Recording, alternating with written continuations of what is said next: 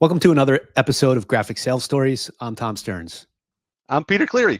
On this podcast, we're going to break down the story behind the story. Our stories are meant to be funny, but also instructional. So this episode, we are going to be discussing the comic Retep. Yeah, let's take a quick look at that story in case you forgot it. And a quick synopsis here, right? This is about the potential tragedy of AI screening out people that should be candidates for your job.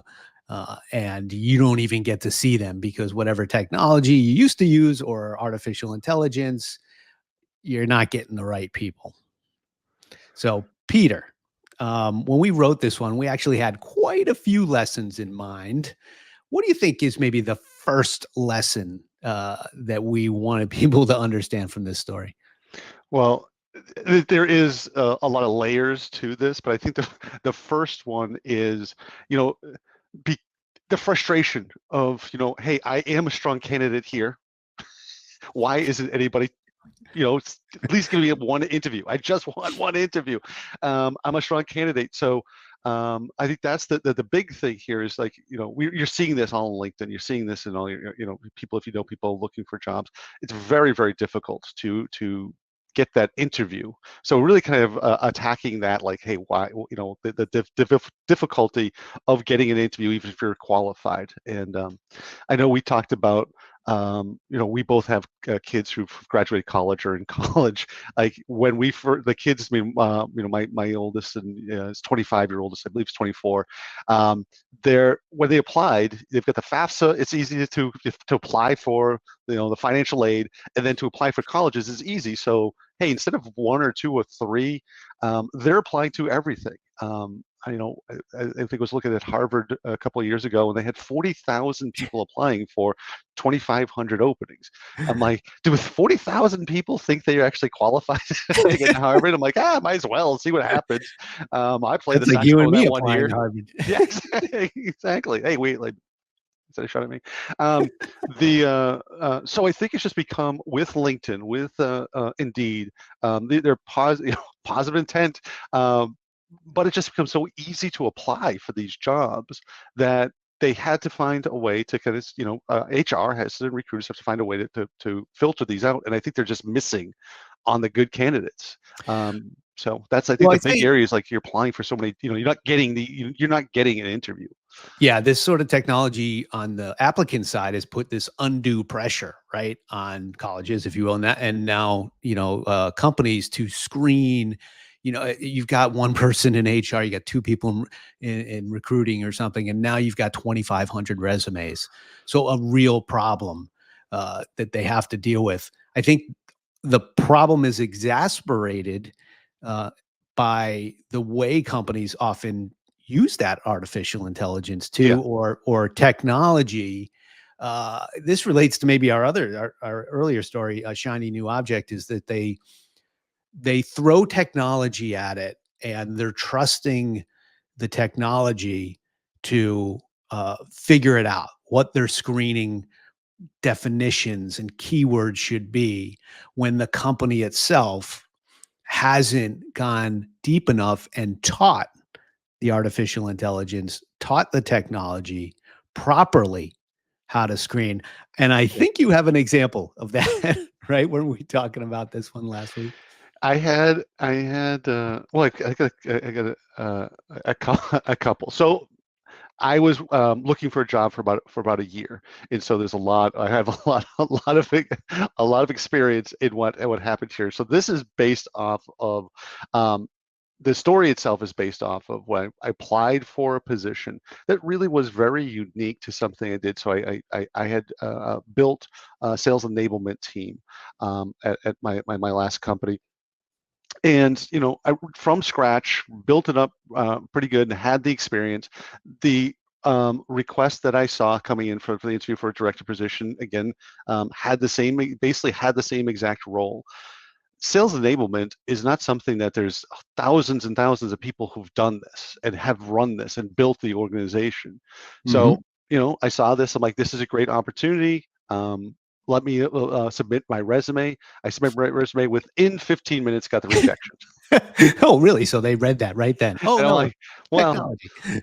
and I think that's the one that spurred me to. I'm like, oh, I've got to get one of these HR. I got to get one of these AI tools, or the tools that read basically pulls the details and the wording from the application or from the job listing to match it and change my resume to have the same words. And then you get the word count like, hey, 98% of your resume matches this word. I'm like, and I think we just talked about this beforehand. I'm like, so basically, the person getting the interviews have just really good at beating the AI system. I'm like, doesn't mean they're good at the job. They're good at beating the AI system. So there's a level of frustration out there when it does psychologically play on you. Like, I'm a fit for this job. Can I just get an interview so you can see what I want to, that I'm a fit? And it's very, very hard. Yeah, a bit of a parallel there to like taking those SAT courses. They teach you how to take the test, and similar is going on the applicant Yeah. side where Don't they're leave anything figuring out. blank. Just if you don't know the answer, just I pick one. And yeah, you got a good percentage for But now getting you it can right. use AI to fill in that answer. Right. Yeah, it's on both sides, but I think what the what's happening, right, is that the companies are missing out. I have a client that had screened out an applicant that I sent to them, right? I gave them the application. I'm like, look at this. I'm consulting to this company for salespeople. It's someone I recommend. And I send it, they ran it through their AI screening and they said, oh, this is not a fit for this. And I was like, dude, like, here, let me show you why they are a fit. And I walked the recruiter through the points of why they were a fit. And again, they trusted the AI. And this is the risk where you got a middle person, which is HR and recruiting, often not trained properly by the hiring manager on the attributes you want, but they're dumping in a loose spec into whatever tech they're using. It's screening out somebody like that, and a good applicant is being missed. It's a real problem out there. Yeah. You talk about the hiring manager doing the right thing. I can't tell. So at my current position, I have my manager's fantastic. She has the same mentality that I do. We spent a lot of time crafting exactly what the position is. The position that people working for me are a bit a little bit different, right? So HR gives us the template, and we worked really hard on changing that template. It actually had to push back and they're like, well, this is the template for this level and for this type of job that we have here. I'm like, well, this is a little bit different, and because sometimes we have to kind of fit within HR scales and the numbers and all the things that HR has to do for the salaries and all that type of stuff. But I'm like, but doesn't mean the job itself is the same for everybody. And so we had to work hard in creating that profile that's different. I can't tell you how many people are like, yeah, that profile is good. Just use that one and submit that as for the, I'll figure out.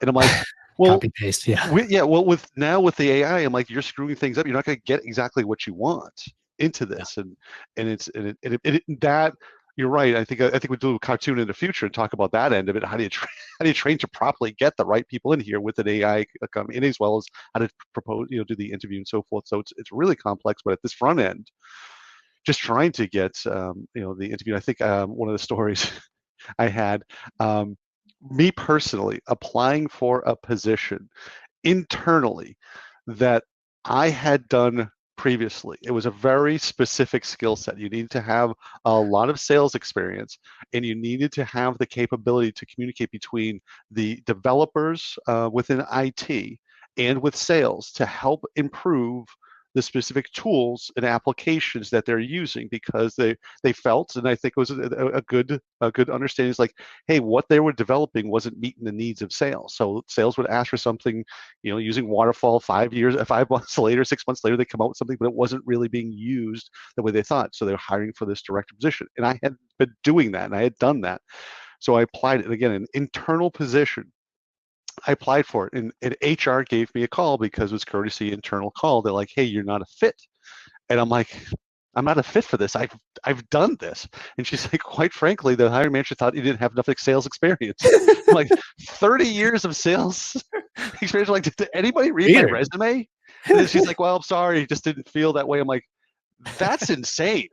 I mean, my resume is littered with all sales on it. I don't know. And I'm basically like, I don't even know where to go from here. All right. Thank you.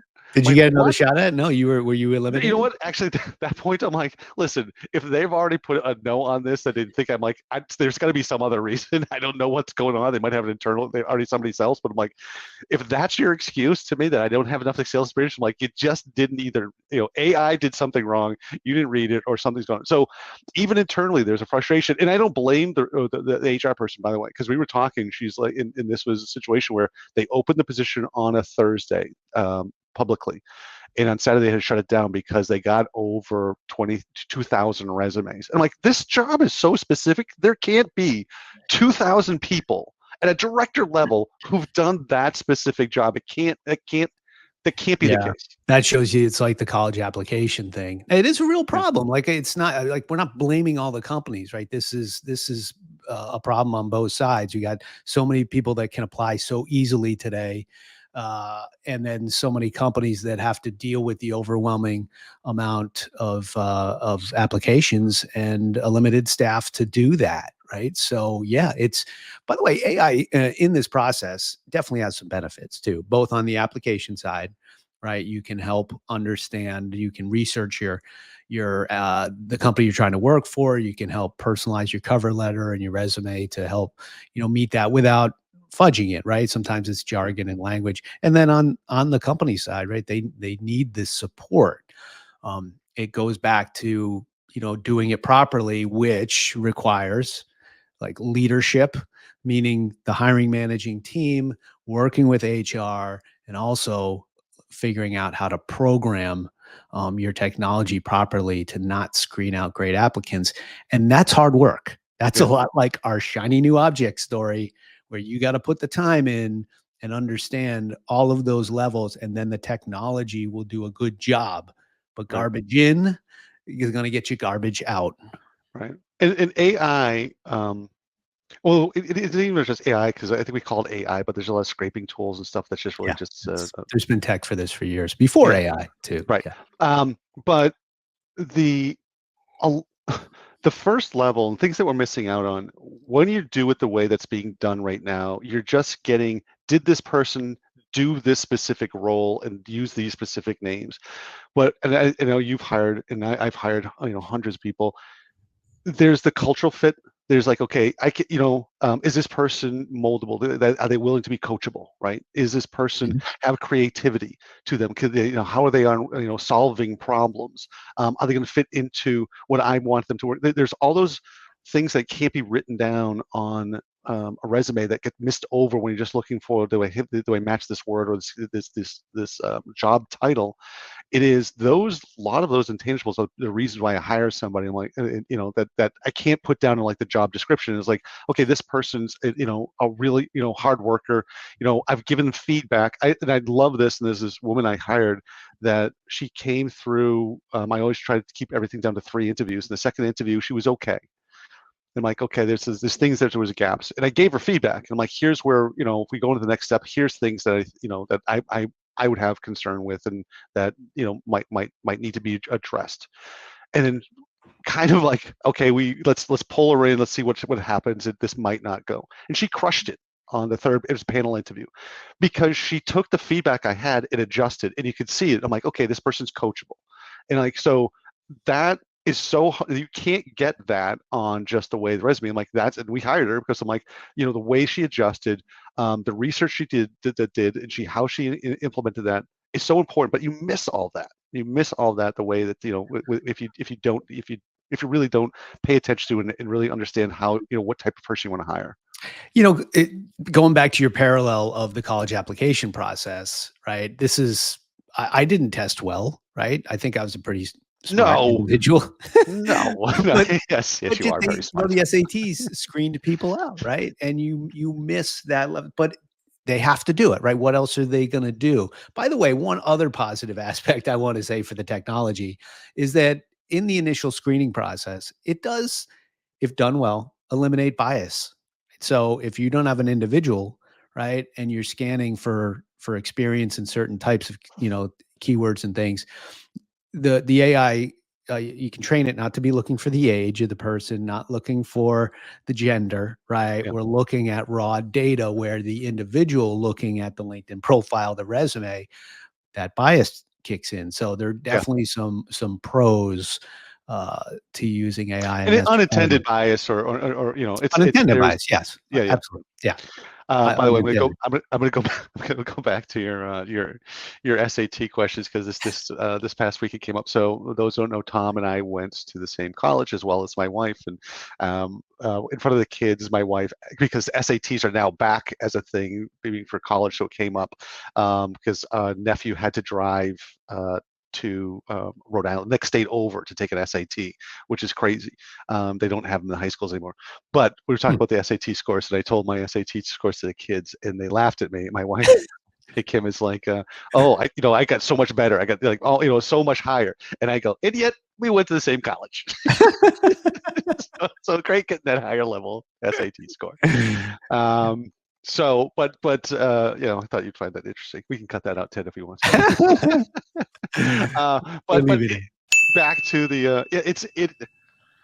There's so many points that you can look to and say, okay, this is important for us to hire. But and I think we'll do a cartoon and another podcast about like, okay, then how do you train the AI system to do a better job for you, and what's the role as the hiring manager to make sure you do that and capture that and help the recruiters get you the right type of candidates. And there's a lot of companies out there that help with this that are recruiters, and that's what they get paid for, is their as their companies. But it still all depends on, like, you've got to know somebody that can know somebody that has that connection, because we're back to that, because like you said, your example, you have to be you have to have somebody who can vouch for you and say here, and that's not the best way to do recruits. Like, now you're stuck to that, only that circle of people I know.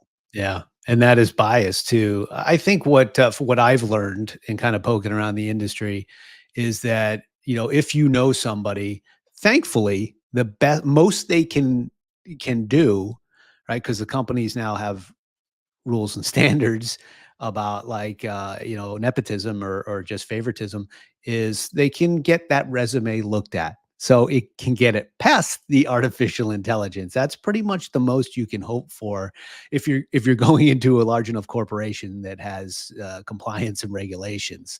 Right. So yeah, which is a good thing. I think that's a good thing. Yes, yes, that's all of the interviews when I was out. I would say 90% of the interviews I got rejected, but because I knew somebody, I got the resume looked at post post rejection. So it is amazing. Like, yeah, I called the person or sent them an email. I'm like, I applied for this, got rejected. Could you please send my resume to the hiring manager? And I would get a call saying, "Yep, let's have an interview for it." Yeah. Yeah. Um, so Well, it's a lesson to anyone that's applying, is that you got to kick the door down too, even if you don't know people. Like, Peter and I have been around for a while and have a large network. If you're a young person looking for work, you got to find a way to stand out. You're going to have to, like, call in directly, cold call the hiring manager, send in, something to get people's attention. Like, you have to sell yourself past the gatekeepers, and the torturous amount of paperwork. I mean, it's made it easier to apply for a lot of stuff because you can apply through LinkedIn, but yeah. there's still cover letters, and, like, some of the technology of applying online is just like torture. And So you got to focus. A lot of people in the same situation, and we talk to them. I really focused. What was most important to me at this stage in my life was culture. So I focused on a handful of companies and really worked hard to get to know the recruiters, to get to know people within the company. I knew one person at a relatively high level at Akamai, where I am today. But I focused on who have I heard to and read that has a great culture, and that's where I focused my hmm. attention. I wanted technology as well, but really it was all about culture. So that's I spent a year. I think Kim was extremely supportive. My wife was very supportive on that, but I think she was getting a little bit nervous. Like, you sure you want to expand this a little bit? I'm like, no. I like, listen. I don't Yeah. want to take a job to take a job. I might have to, but I'm focusing and narrowing down. And I think because I did narrow down to really what I wanted to do, that because of that culture, I got what I want. And plug to the company Akamai. Some people say the grass isn't greener. I'm like, not only is the grass greener, it's a forest. It's fantastic. There's berries, there's Yeah. fruit. It's great. It's great. There's work to be done. Every company has things, but from a culture standpoint, I think it's 100% what I was looking for, and Yeah. the people and the culture are fantastic from where I came from. So Well I'm done, very Akamai. happy. Yeah. Yeah. That's my North Star. Like, as a consultant, I don't want to work with any company that I don't want to work with. And so I do a heavy amount of screening on their culture, on the people. So I might be talking to the CEO, and I will, well before taking the engagement, say, I want to earn the confidence of your team that I'm going to work directly with. I also want to get to know them to see if they want to work with me, or excuse me, if I want to work with them. So I'll do additional meetings and intake to figure out, right, if I'm going to like working with these people, Yeah. because I don't have to, right? I'm fortunate enough. Yeah. Um, So sorry, go ahead. I was gonna say put a bow on it. Put a bow. What we talked Well, about here might have seemed like got a little bit off track, but this is stuff that AI and the systems that we're talking about, they can't read, right? They can't read how you're going to yeah, fit the culture. They can't read. So I think it all ties together about what this cartoon is really just trying to encapsulate in a funny little bit 2-page cartoon all of this angst and anxiety and difficulty and where we are in technology and in the world. I'm trying to get an interview and trying to get past the screeners. yeah, to empathize with people, right? So you folks out there. So speaking of, let's take just a minute and let's look at the comic. We've been talking all about it. And again, Eli is our illustrator, artist, craftsman, graphic designer, like he knows how to do everything, colorist. And this is a story, just the coloring of the red and things like this, the way he makes it work, and the faces just blows me away. And this is different just us. different angles of my face that he gets every different angle of the view, and it is kind of crazy that like he no matter what angle you're looking at, it does look like me. It's like it's the same person. You could tell it's supposed to be me. And I Yeah. think this is the cartoon that he decided to make your hair a little bit more red. He's like, I think your hairstyle is looking too clever. No, not yet. I think after this one, we're like, hey, so my hair, kinda. There is some red in there. He's just like, so yeah, yeah. A little on the gray side, but on the writing, right? One thing I want to point out, uh, I love the jokes. I I forget who wrote this. I think you wrote this closing line. I love this. Peter and I write these together. Someone kind of starts it, and then we kind of bounce back and forth. But this anecdote line, man, that is a great anecdote for what's going on in the world. And you say, I don't know what an anecdote is, but it sure is an excellent short account of the interesting, humorous incident. I was like, oh wow, that made me Yeah. laugh out loud. I Oh, think and I the think I title. think Eli came back and said, should change this, like, one of the words or a couple of the words, and then I'm like, no, Eli, that's exactly what the definition says. We have to keep it. Yeah, it's like Keep, no, we pull that right out of the dictionary. yeah, So that's one of my favorite little. Of course, the clever title for those that aren't really great at reading clever titles was Peter's name spelled backwards. So this was a story taken right out of the pain that he suffered. So we can empathize with that. yeah. Sorry, go ahead. I would say that. So as I said there, they missed out on some great candidates, and that great candidates was me. That was Peter. We've all suffered through that. I was looking for a job 10, 12 years ago, and I forget I tracked the hours that I applied and the number of applications, and it was just insane. Um, uh, and I ended up finding a job through my network. Yeah. But a couple of nuggets here, right? The props. We have a little bit of fun with the props here. Behind my head, this is a piece of. I was a fine art major in college. This was a screen print I did with a bunch of different things. There was 5 of us that lived together, and I tried to cobble together our interests in this. And we sent it over to Eli and said, "Hey, could you turn that into I'm some sorry, I'm laughing because you used the term fine arts. I'm like, well, you're okay. Okay. decent art, average art? You had a degree in average art." I still remember. I tell my kids this all the time. How um, I graduated cum laude, and Peter would immediately say, "For an art major." Yeah, We're kind to each other. yeah. All right. Peter here Look at actually that. got a diploma. I don't. Quick story. So for whatever kid, my wife's a nurse. She had to show a picture of her diploma recent, like 2 weeks ago, for work for something that was going on. I'm like, I don't know where mine is. Like, we haven't been in school for 30 years. Where? And she's like, I found it in the attic. I'm like, wow, you're lucky. I'm like, I can't believe you needed a picture of your diploma. You've been Mine's on. working as a nurse for, I don't know, 30 years. What plus Yeah, that's 35? I'm like, well, that's crazy. I'm like, I don't know where mine is. As soon as I got it, I'm like, oh, thank you. yeah. You toss yours. Mine's actually on the wall back here. My mother framed it. And my brother, who we went to the same school, he got a teeny little one. We were the 100th year of the college, and they gave us big giant ones. Do you remember that?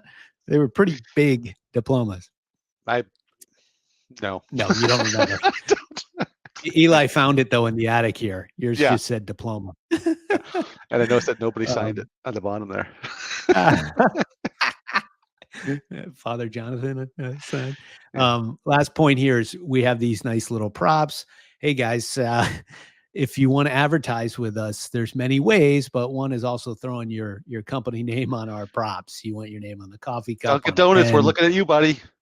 Dunkin' Donuts, right? You don't want to see the Starbucks cup, dude. You have to, come on, it should be a Dunkin' Donuts cup. We live in New England. So yeah, come advertise with us. And we've got also couple other ideas. You can run a full ad with us. We're also doing some onboarding guide work. Right, that's kind of one of my favorite things that we'll be working on. Is you've got a new hire, an onboarding class. What better guide to give them than a little bit of a comic book? And we're your guides to tell them what their onboarding program is going to look like. So Yeah. there's a unique way to work with us. We also, Tommy threw it there, so I'm going to put it out there. We at trying to drive people to graphic sales.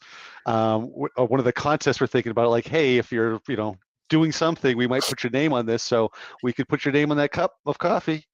Little Paul Staboulis. Hey, here's your name on one of our cartoons, living forever. We're going to charge in Paul. history. Yeah. Sorry, Paul, you have to pay. But yeah, so there's the different things we can do there. But from an advertisement, because we want to, that we think that the art here is amazing, and we want to continue to pay Eli to get to get this artwork done. Yeah, we want to keep Eli employed here in the process. So, yeah, don't forget, sign up on our newsletter. On here, we have bonus art. We have some really great comic goodies that we're sending out just to our subscribers. Special offers, some fun stuff like Peter just mentioned to get in your name, but you need to subscribe. We do have those sort of hidden goodies just for folks that sign up on the website. Yeah. All right, Tom. Always great talking to you. You too, Peter. And another great podcast. Yeah. Okay. Thanks for watching or listening. We'll see you next time.